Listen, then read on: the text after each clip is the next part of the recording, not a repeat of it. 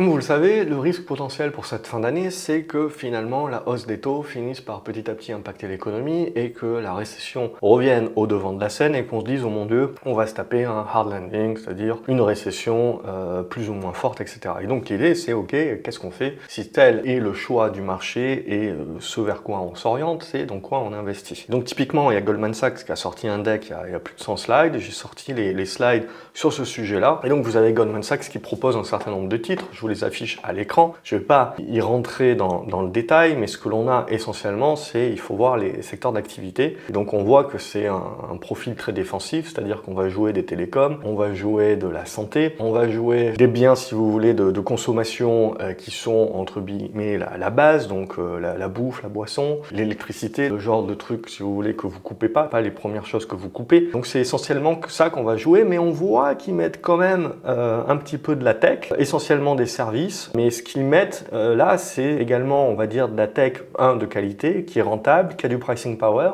et qui est aussi capable, même dans un monde en récession, si vous voulez, c'est quand même des incontournables, donc vous en avez quand même besoin, donc même s'ils vont être plus ou moins impactés en effet par une récession, ils vont aussi être les plus résilients, donc on voit qu'il y a quand même une partie tech, mais des valeurs, on va dire, on s'oriente vers des valeurs de qualité. On va retrouver la même idée dans cette allocation de secteurs, on voit tout de suite, qu'est-ce qui ressort? La santé, les consumer staples, comme je vous ai dit. L'énergie, on va intégrer l'énergie sur le fait aussi que les prix de même si vous voulez, vous êtes dans une période de récession, etc., donc de baisse de la demande, vous avez quand même une période, si vous voulez, historiquement, où l'énergie va rester à des niveaux élevés et on va rester dans de l'inflation linéaire, on a du déficit d'offres, donc à partir de ce moment-là, je serais tenté de dire que si l'énergie baisse parce qu'on a peur de la récession, ça ouvre une fenêtre de tir pour le long-termiste. Les télécoms, ça aussi c'est du défensif, etc. Toujours la même chose. Mais on va retrouver en neutre tout ce qui va être tech, des financières, mais on va dire eux ils s'orientent plutôt vers de la qualité, de l'immobilier. Alors ils font la différence entre software et services, c'est ce qui permet globalement de marger toujours sur énormément de revenus récurrents. Par contre tout ce qui va être hardware, industrie, tout ce qui va être cyclique, semi-conducteurs, etc.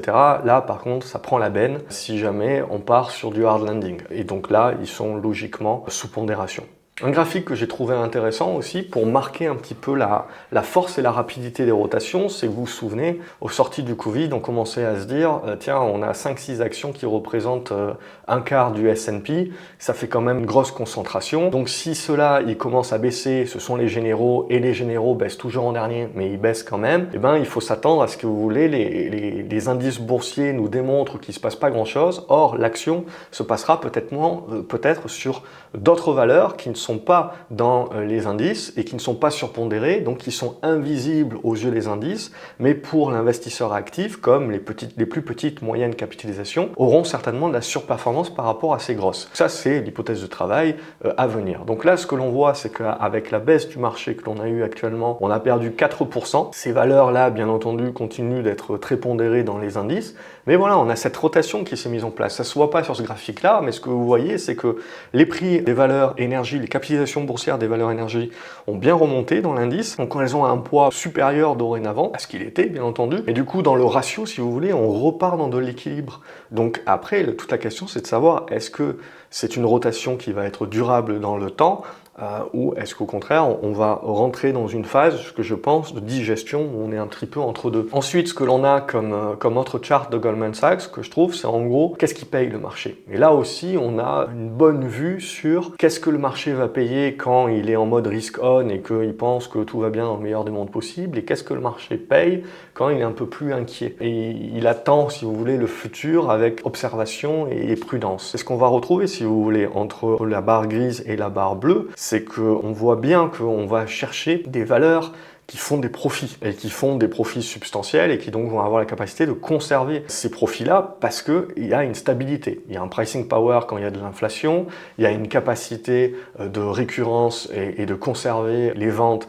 même quand il y a de la récession. Donc du coup, on va jouer la croissance long terme, c'est-à-dire même si on a peut-être 1 ou 2 années de moins bien, on sait que ce sont des business incontournables sur du long terme, donc on va s'orienter tout simplement vers des titres qu'on appelle de qualité pour ces raisons-là. Et on voit voilà que des choses qui étaient importantes dans un monde où les taux baissent et où donc on est plus dans la prise de risque deviennent beaucoup moins importantes lorsque on est un peu plus prudent et on regarde un petit peu plus où placer son argent. Donc là, on valide bien cet aspect plus défensif avec plus de prudence.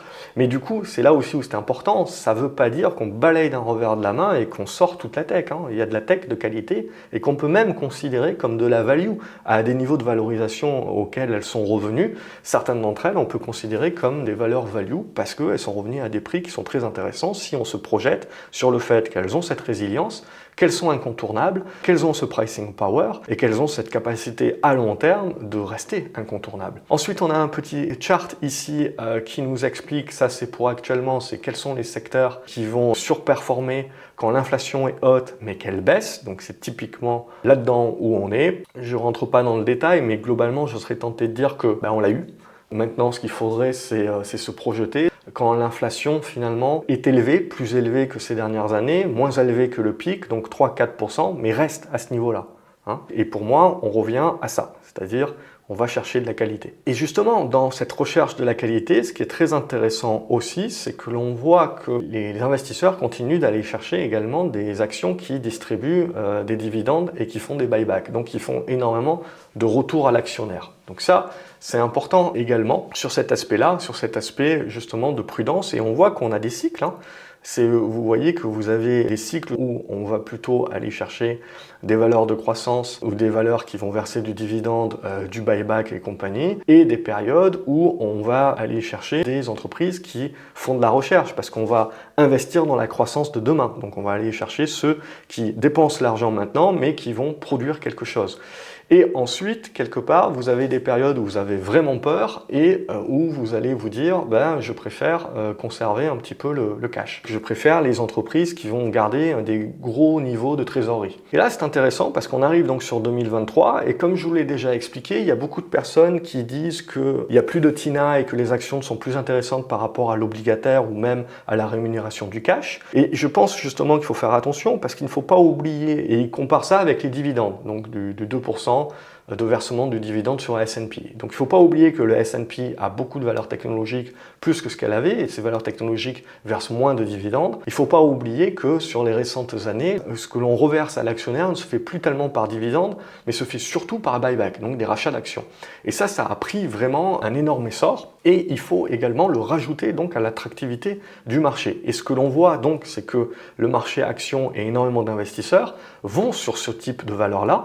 Donc ce sont elles qui motivent également les marchés et leur résilience. Et il ne faut pas oublier qu'en 2023, comme on n'a pas eu de récession, etc., comme on a beaucoup d'industries qui ne sont pas poussées vers du réinvestissement, ils se retrouvent avec beaucoup de cash, et ce cash-là, ils peuvent soit l'utiliser pour de l'acquisition, soit le réinvestir dans le business, dans la recherche et le développement, soit verser du dividende, soit faire des buybacks. Et ce que l'on considère, c'est que vous regardez quand vous avez un petit peu ce cash, d'une part c'est 3 trillions, donc c'est pour bien comprendre également la résilience du marché. Il ne faut pas omettre que vous avez beaucoup de sociétés qui rament et qui galèrent, mais beaucoup de sociétés aussi, les plus grosses, moins en nombre, mais qui ont énormément de cash, de trésorerie. Et ce qui est très intéressant, c'est que sur ces 3 trillions, vous en avez quasiment la moitié qui partent et qui repartent à l'actionnaire. Donc on comprend bien aussi pourquoi malgré la hausse des taux, malgré la peur de la récession, du truc, du machin, on reste quand même en bourse parce qu'on a quasiment 1,5 trillion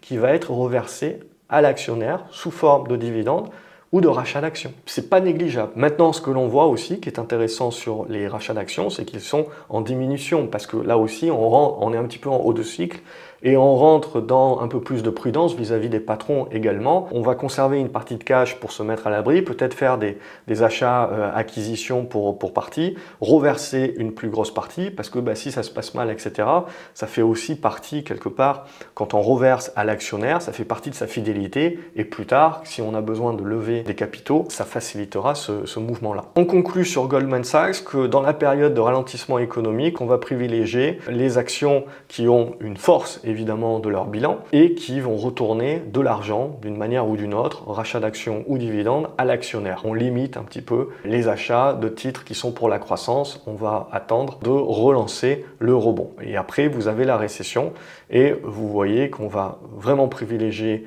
plus à ce moment-là les actions qui ont un bilan fort que les actions qui versent du dividende ou qui font du buyback, tout simplement parce que quand vous êtes en récession, il y en a tout simplement beaucoup moins. On va conserver plutôt l'argent et attendre que ça s'améliore. Donc ensuite, on a Goldman Sachs qui conclut par une liste, alors je ne vais pas entrer dans le détail, mais par une liste d'actions américaines qui ont des gros dividendes et qui ont une croissance de ces dividendes-là, donc sur l'année 2023, si on veut justement aller vers un petit peu plus de défensive et l'aspect on se fait reverser une partie des profits.